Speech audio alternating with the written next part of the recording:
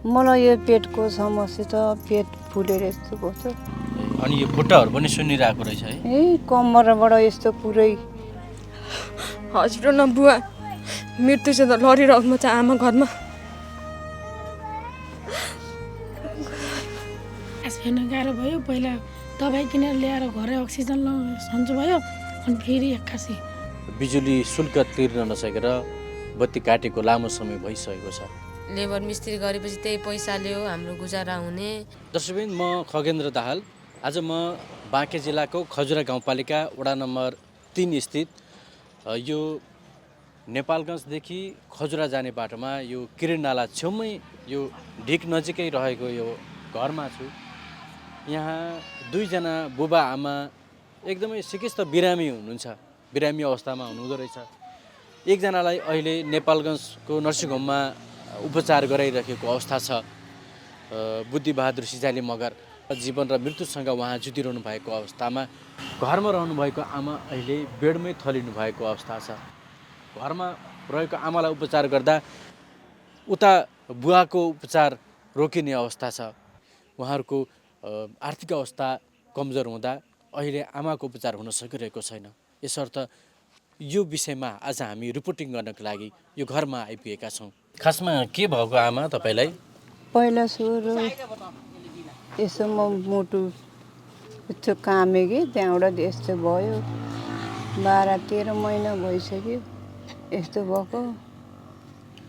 के नाम हो हजुरको? नाम के हो? बासमती। बासमती सिजाली मगर? हजुर। ए, कति वर्ष गर्नुभयो आमा? 65 भयो। 65 वर्षको। यो खोलाको छेउमा बस्नु हुँदो रहेछ हजुर है? अनि अहिले तपाईँलाई कस्तो छ आमा?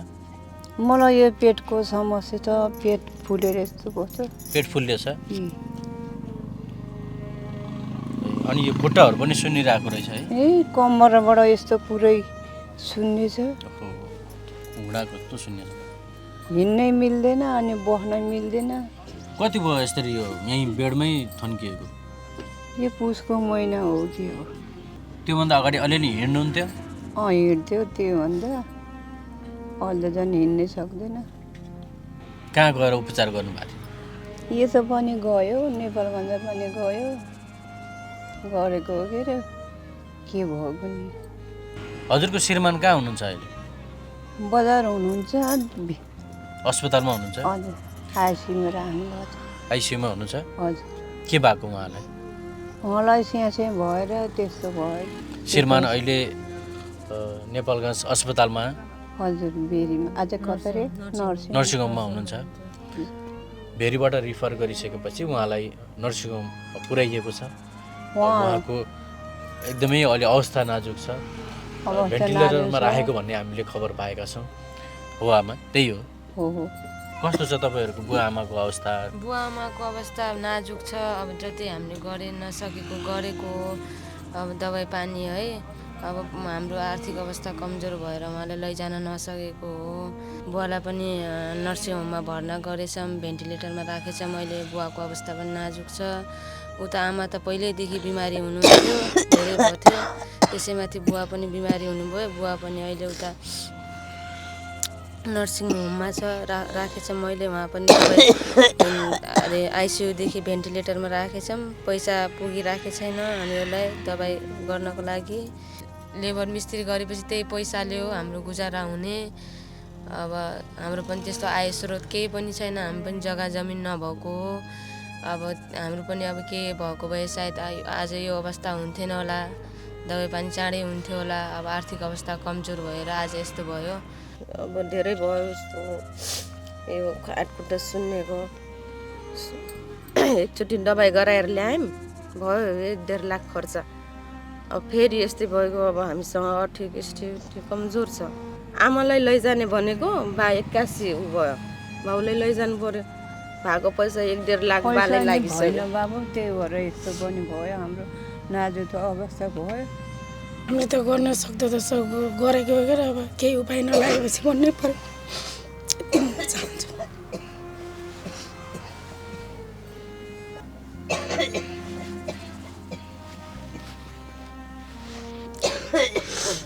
स्थिति धेरै नाजुक छ।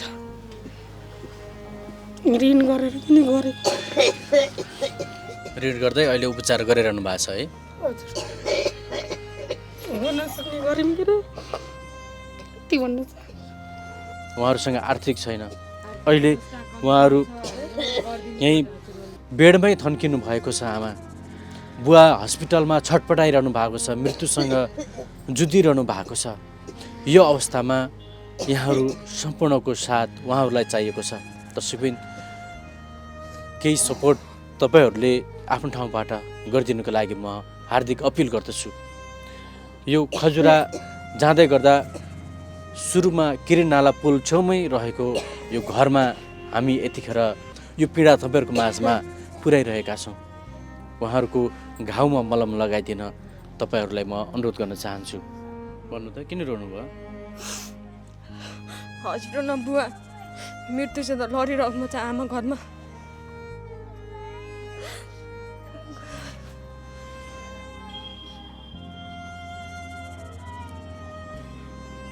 बुवा हस्पिटलमा, आमा घरमा थन्किनु भएको छ बेडमै।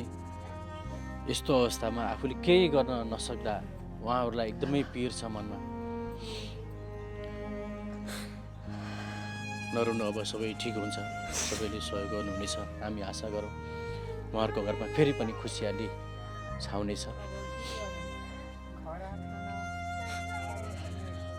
बिहान काम गरेर साँझ खाने हाम्रो पनि नाजुक अवस्था छ। हाम्रो पनि खाना लाउनै दौछ तपाईँहरूको? खाना लाउनै दौछ। त्यही बिहान अब बुढोहरू बिहान काम गरेर साँझ हामीले खाना पाउने, काम नगरे खाना पाउँदैनौँ। जग्गा जमिन छैन, घरबास छैन। अब ऋणदान गरेर त अब गरिब बुवाले अब निकाल्न सक्ने क्षमता छैन हाम्रो।